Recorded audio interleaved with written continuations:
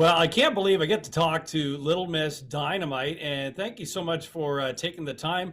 And before we get into the congratulations on 65th anniversary of Rockin' Around the Christmas Tree, happy early birthday. Well, thank you so much. So you're a Christmas, but well, you're a December baby. Did you get gypped on the presents, or was there a lot of rocking around the I Christmas always tree? felt like I did, but I'm sure I didn't. Yeah, we did okay. Uh, Yeah. Back to the song. Happy congratulations on 65 years rocking around the Christmas tree. Interesting. We're going to get to a few of these accolades in a minute.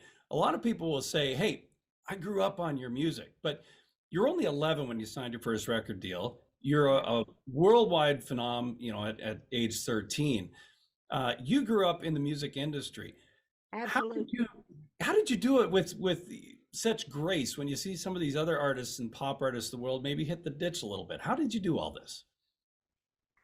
Well, that's a good question. A lot of people ask me that. I can only attribute it to good people around me, like my mother, my manager, um, Retta, that helps me all the time, my kids. Uh, my husband was a big influence because they didn't take me seriously, so I didn't take me seriously. I I never took it as a job because I loved what I did, but I never let the job interfere with home life or their school life or my marriage or my friends. Hmm. So it's family, and that's what it takes to make a life happen. And it's I been an think it does. amazing life. You're the first woman to be inducted to the Rock and Roll and Country Music Hall of Fame. So I'd ask you, are you a rock and roll singer, or are you a country singer? I'm a singer of songs, Yeah. and label it however you may, just let me sing. Absolutely, and we're glad that you do. And got to this is amazing. I love this fact here. Nine consecutive top 10 Billboard hits from 60 to 62. Now that is a record held by you until broken only by Madonna in 1986. So talking about you going out and blazing trails, I mean, you set the bar very, very high. Were you aware of what you were doing at the time, or was it just, hey, we're going to make music and have a little fun and do my best? Well, I don't think I was aware of everything that went with it. I was aware that I sang, of course, and that I was a little bit different than my school friends, but I went to public school. I had a great normal upbringing. And so, no, other than going out and singing, which I love to do, I never thought anything about it. It's amazing. Now, think of everybody's dream it'd be to meet some of your heroes and things like that. Well, it was in '62. You were in Hamburg at the Star Club, and these four mop tops from Liverpool actually opened up for you. The Beatles opened up for Brenda Lee. Now, how did that feel? That was really special because I had gotten to know the Beatles in England along with a lot of the other groups, the Stones, well, Yeah. everybody over there. And I really felt a kinship to the Beatles. In fact, at the Star Club, I said, could I take a picture of you guys? And could you make me a little? I wish I had the demonstration tape, but I don't. I want to take it to my label and I think they'll sign you. Is that okay? And they said, yes. So the next time I was in New York, I took my little picture. They looked like teddy boys. I took my little tape, I played it, and here was the response. I waited about 2 or 3 minutes. I said, well, they said, Brenda, that look will never happen, nor will that sound. Well, Brenda knows best. We should be listening to Brenda. In fact, John Lennon, I love this, in a Rolling Stone article, and he said, I want to quote this: Brenda Lee has the greatest rock and roll voice of them all.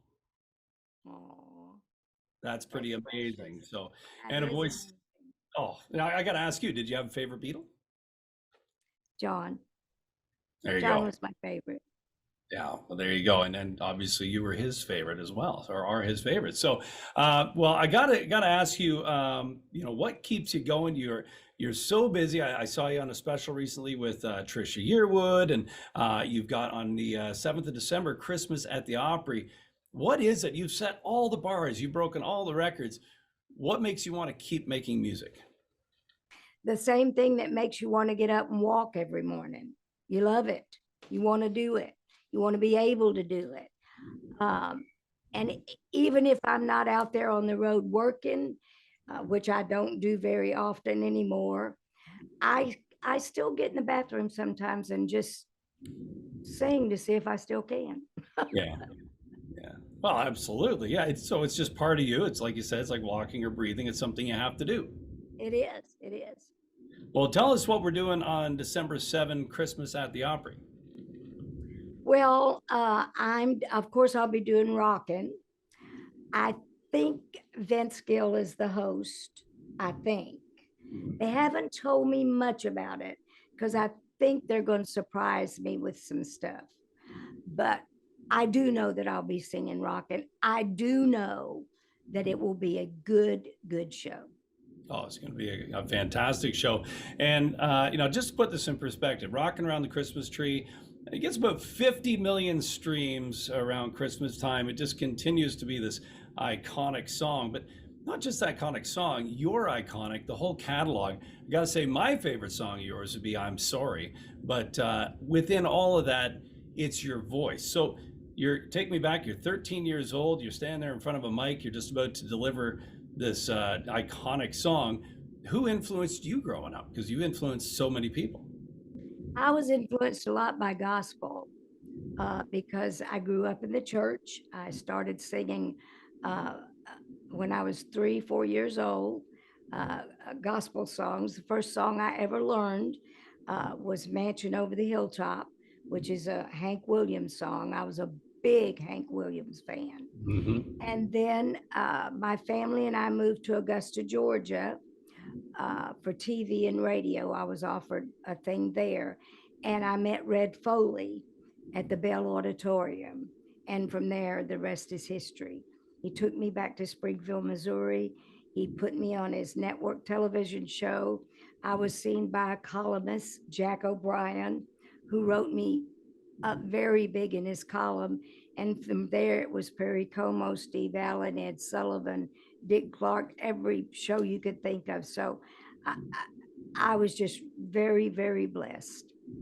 Isn't that incredible? I mean, speaking of music history, you wrote it. You've been writing, this whole saga of Brenda Lee, and it just continues. You got the Rockin' Christmas EP is out now, holiday specials, and we just look forward to every little bit of it.